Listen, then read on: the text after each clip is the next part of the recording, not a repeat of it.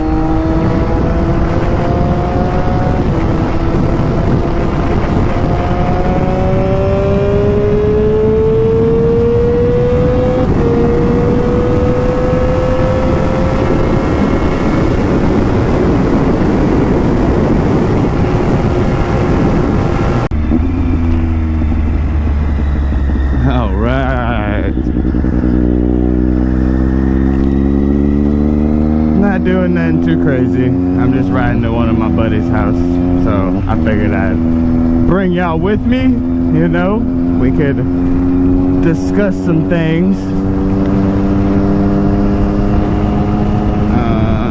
You know, one thing that I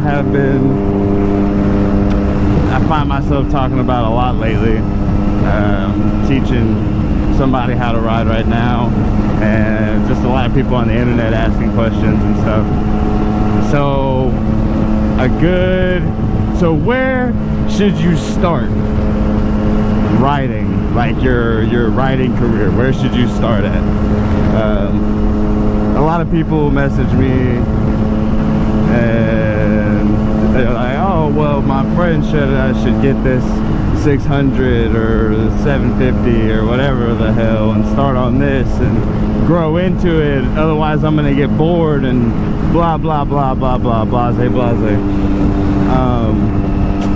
So my opinion on that, first of all, there's a lot of different factors that go into where any particular person should start their riding journey at, and there's a lot of determining factors. One would be your size.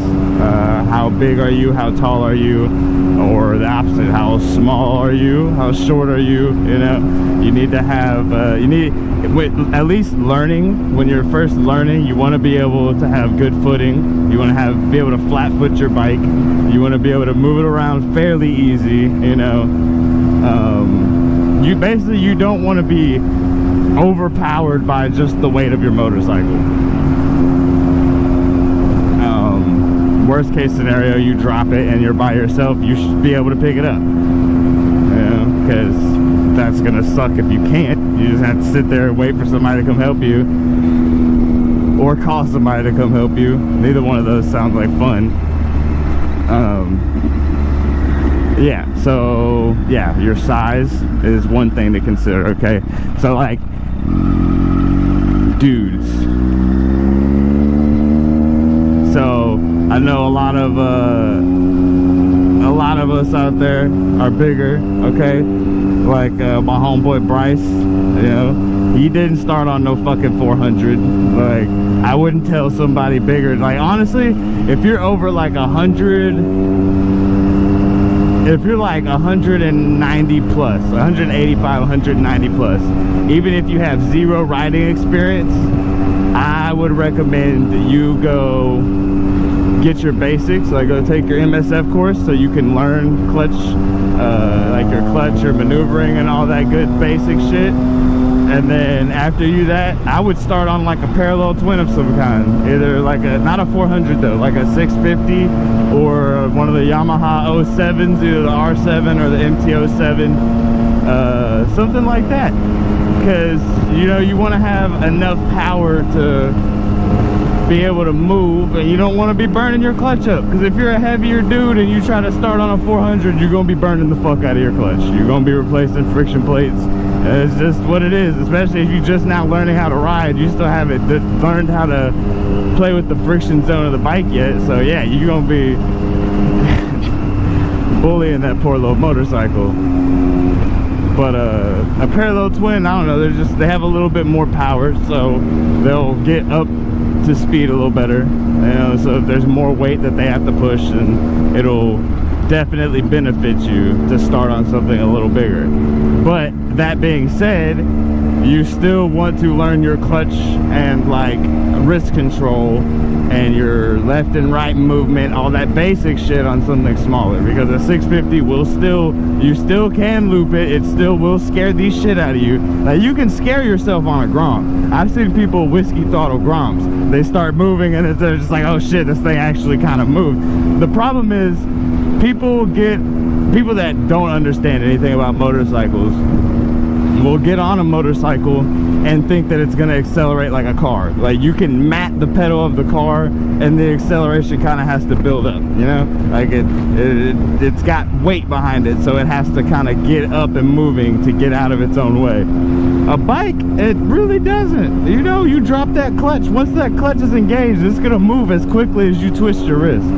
So like a lot of people think, oh, I can just, you know, once I get going, just go. And then it takes off on them and they start freaking out, death grip the bars, and then they're whiskey throttling, they don't let out of it. That's another thing. Whenever I'm teaching somebody how to ride, one of the first things I tell them, this little pretty lever over here on the left side, the one that makes it go, that lever, yeah, that one, that's your oh shit handle. If something happens and your thought is ever oh shit, you grab that. Okay? Or like in a car, whenever something happens, people always reach for that handle, that's your handle. Something happens and you start freaking out, you grab that handle. That way people already have, I can't tell you how many times people have like saved some close call. Somebody that I've been teaching how to ride has had a close call, saved it, looked at me and be like, the oh shit handle thing helped. And I'm like, yeah, I know, because it's the first thing you think, oh shit. And then you're like, oh wait, oh shit handle, and you grab it and you save yourself. But yeah, back to what I was saying. Don't think that just because it's a 650 parallel twin, it won't pop a wheelie or it won't take off on you. It'll still accelerate. Like Talon will still go 100 miles an hour in less than like 4 seconds, for sure, which is faster than most cars. And I think the fact that people that don't know anything about bikes start talking to people that have a lot of knowledge on bikes, and they're like, well, you know, because like a lot of people look back and think, oh, I could have started on something bigger. And like I think back and I'm like, oh yeah, I could have started on something bigger. But I have benefited extremely because I didn't. Because I started on a 400 and I learned not just how to ride the bike, but how to like survive on the bike, how to really fucking handle the motorcycle. I learned like all my fucking, I did all my little circles and parking lot shit, my little figure eights, my leaning as far as I could, all that shit. Like everything other than scraping knees and elbows on the concrete. And I mean, I did that a couple times on accident because, you know, tire slipped and then, yeah. But, you know, you don't want to do it on accident. You want to be able to do it on purpose. That's when you're a real gangster. Yeah. But, yeah, I would start on a 650. Because, like, my first bike was a 400. I rode 400s. Technically, my first and my second bike were 400s. Because I had a Z400. Somebody took me out on that. And then I had a Ninja 400. And then I got Talon. My Ninja 400 was Chico. So, like, I rode the 400 until, like, I really felt like, I honestly, I really don't even know what drove me to get something bigger. Well, actually, yeah, I do. So I had a person that I would ride with often. So my backpack, I got tired of replacing clutch plates because I had 2 people on this 400. And, you know, after riding like that for so long on that Polo 400, them clutch plates started suffering. So I got tired of replacing clutch plates. I looked into a bigger bike, but I still didn't think, oh shit, I gotta get me a inline 4 600cc 750 liter bike. None of that bullshit. I still was like, okay, we're gonna take a step up to parallel twin, to just a 650. I took a baby step to a 650 instead of a 400. Still with the parallel twin platform, probably about 20-30 more horsepower. So it felt a lot fucking quicker. Like when I tell y'all that, like, it was like a night and day difference as far as acceleration. Top speed, they topped out about the same because Shigo had fairings, Talon did not. Aerodynamics make a very big difference on a motorcycle. So I got probably about 10-15 miles an hour more out of Shigo than I did out of Talon whenever Talon was bone stock. But as far as acceleration, Talon would walk the fuck away from Shigo. It accelerated so much faster. And that's really the bigger thing that you want to be mindful of when teaching people how to ride, is the acceleration factor. Because like speed is one thing, but they're not just gonna hop on the bike and immediately hit the road and be like, let's top this thing out. Like that's not what you do until you have a fundamental understanding of what you're on and what you're doing. If you have no idea what a motorcycle is or what it does, you're not gonna hop on it and just try to top it out. Because I mean, unless you have a death wish, I'm sure there's people out there that have done that. But it's not the wisest thing. Like most people that want to live a long, fruitful life are not gonna do that. So like, that being said, yeah, acceleration is one of the biggest things to consider whenever you're recommending a bike to somebody. Because you want to try to start them out on something that they're going to be able to grow into, you know, with time, but that not that they're going to scare themselves on. Because I've definitely seen that shit. People sell bikes because they're too fast. And it's like, that's okay. You're just not going to ride anymore? Like,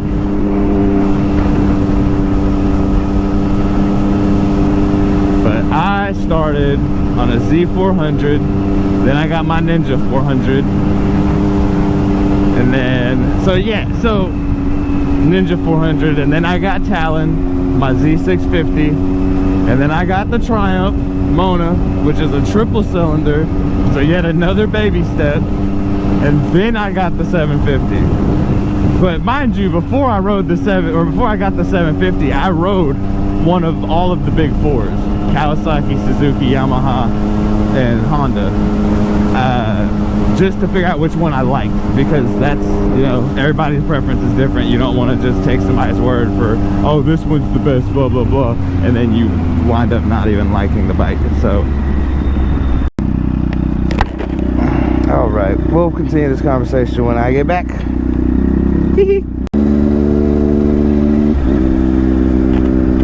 All right, so yeah, talking about new riders and shit. Yeah, I don't know. I usually, unless it's a bigger person or it's somebody that's like, you know, rode on like dirt bikes or something, and they have a good understanding of you know, clutch control and wrist control and all that other good stuff that you need, generally I will recommend the person, like someone start on a, you know, depending on what brand they want to go with, 300 or not 300, 400 or a 500, you know, or even like an R3 or something. Yeah, so just because I feel like starting on something smaller, it's not even I feel like, this is just a fact. Starting on something smaller, your margin for error, okay, and the grace period that you get to correct said error before that error becomes a real issue is significantly larger. So like, what I mean by that is,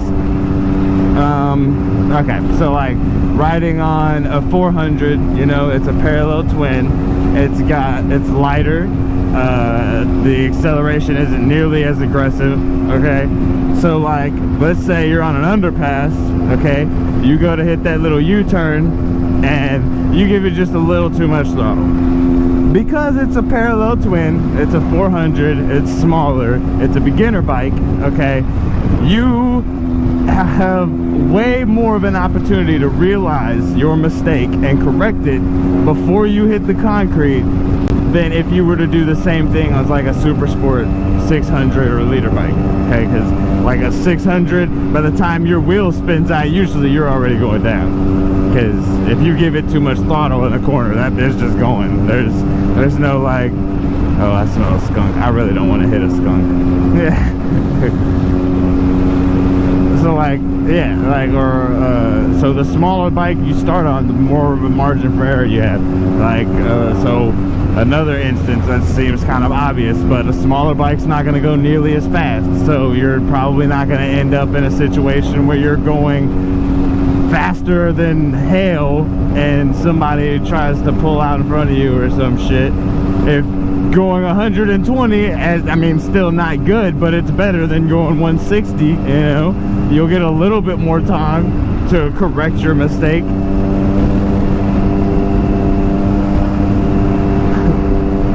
But like my 400, I remember, like, I could probably count on one hand a number of times where had I been going 20 or 30 miles an hour faster, weighed 40, 50 pounds more, I might not have been able to stop in time. Not that I would be dead, but I'd probably be injured. I probably wouldn't have had the bike anymore. Insurance wouldn't have paid for anything because it would have been my fault. These are things that you learn on a smaller bike before you get to the big bike and yeet yourself into somebody's car or off the roadway or some other shit.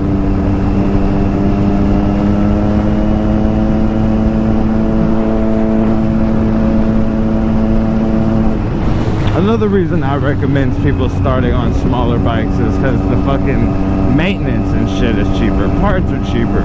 Everything's cheaper.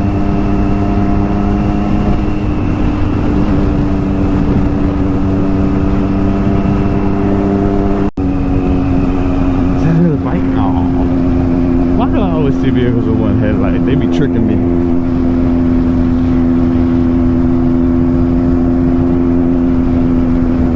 Okay, but yeah, there's a number of reasons you start on a smaller bike, and I mean, like, the main reason is that you learn so much more in such a smaller amount of time.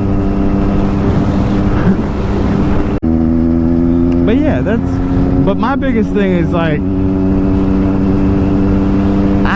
I don't want to put anybody on a bike that I feel like they would hurt themselves on. Because like, why do you want to set somebody up for failure like that? Like, I feel like as a community we should be trying to help each other learn how to be the best version of a motorcyclist that we can be. I'm not trying to say be polite, follow road laws, all that other bullshit.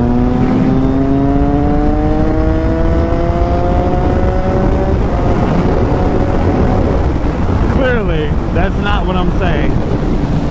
Because, like, cars don't follow the rules. They just like to pick and choose when they get mad about it when we do it. So, you know, do you, but do it safely. You know what I mean? I get so tired of like losing, like, and it always seems like I meet somebody, they're cool as shit, I look forward to riding with them, and then they end up losing their life to some shit, like either somebody, usually it's not their fault, especially out here in Houston, people are just absolutely dog shit drivers. But like, damn. I try to, A, teach people who do ride to be as responsible and knowledgeable of a rider as you can be. And B, I try to convince people that don't ride that they should ride. Why, you might ask? Not everybody should ride a motorcycle. Okay, not everybody should drive a car. It still isn't that fucking hard to go get a license. You really don't even need a license. You really don't even need a license. You just have to have the money to get it. We live in a country where you don't have to actually be able to do something, you just have to be able to afford it. So, what do you mean not everybody belongs on a motorcycle? My point is not that everybody belongs on a motorcycle. My point is, if more people were on a motorcycle, or closely related to a motorcyclist, more people would be looking out for us, no? If everybody rode or cared about somebody that rode, don't you think they would be a little more vigilant and paying attention on the road and looking for us and not pulling out in front of us and playing on their phones and shit? Because I mean, if riding a motorcycle has done anything for me, it's made me a more patient driver in my car. Like, now I get all the bullshit out on the bike, and then I'll get in my car and I just commute like a regular person. I don't road rage. I'll sit in traffic. It's fine. I don't care. My thought is always this: damn, I wish I was on the bike. That's it. That's as far as it goes. Like,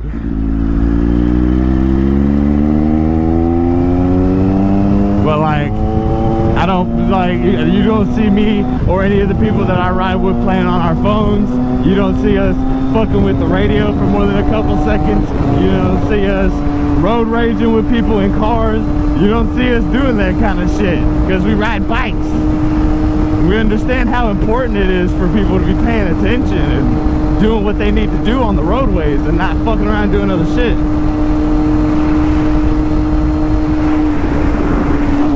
I don't know. Leave some comments. We can get a little further deeper, a little further in depth with some of this if y'all want to. Leave some comments. I'm gonna just shut up and let y'all listen to the bike.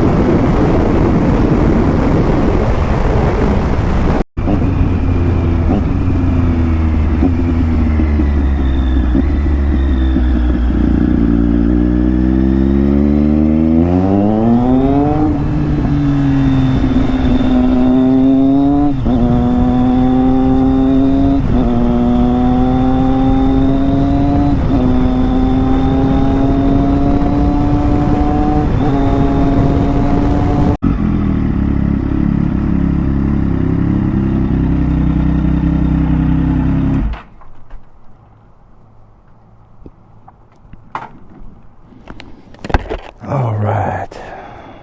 Well, on that note, we'll see y'all in the next one. Peace.